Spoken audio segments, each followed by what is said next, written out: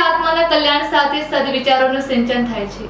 કલ્યાણપર તાલુકો નખત્રાણા અહીં વિશ્વ હિન્દુ પરિષદના આયામ સત્સંગ દ્વારા ધાર્મિક સભાનું આયોજન કરવામાં આવ્યું હતું, જેમાં વિથોણ પ્રખંડના સત્સંગ સંયોજક મગનભાઈ ચોપડા કવિ પંખીએ જણાવ્યું હતું કે સત્સંગથી આત્માનું કલ્યાણ તો થાય જ છે, તેની સાથે સદવિચારો પણ જીવનમાં આવે છે। સત્સંગ નિયમિત કરવાથી પોતામાં અનેક પ્રકારની ધાર્મિક ઉર્જાઓ ઉત્પન્ન થતી હોય છે, એટલે જીવનમાં જેટલું ભોજન કરવાની જરૂર હોય છે એટલી જ સત્સંગની જરૂર હોય છે।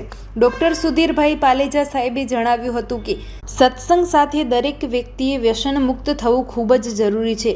વ્યસન આપણા શરીરને તો ખૂબ જ નુકસાની પહોંચાડે છે, સાથે પરિવારને પણ એટલું હાનિકારક છે। તેમણે પ્રાર્થના કરી હતી કે કોઈના પર જીવનમાં નાનું મોટું વ્યસન હોય તેનાથી મુક્ત થઈ અને ભગવાનના સત્સંગમાં તલ્લીન થવાની આપણે સૌને વર્તમાન સમયમાં ખૂબ જ આવશ્યક છે। કૃષ્ણકાંત પંડ્યાએ એકતા ઉપર ભાર મૂકતા જણાવ્યું હતું કે આપણે બધા એક થઈ સત્સંગના માધ્યમથી સંસ્કૃતિના પ્રચાર માટે આગળ આવવાની જરૂર છે।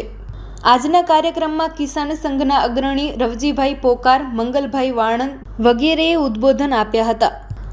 આજના કાર્યક્રમમાં વાડી વિસ્તારના અને ગામોમાંથી ભાવિ ભક્તો ભૂપતભાઈ બારિયા, કલ્યાણપર સંજયભાઈ નાયક, અમરગઢ નટુભાઈ નાયક, દેસલપર યોગેશભાઈ નાયક, જીયાપર વિજયભાઈ નાયક, કોટડા સાથે આજુબાજુના વાડી વિસ્તારના અનેક ભાવિ ભક્તો મોટી સંખ્યામાં ભાઈ બહેનોએ હાજરી આપી હતી અને સામૂહિક મહાપ્રસાદનું પણ આયોજન કરવામાં આવ્યું હતું।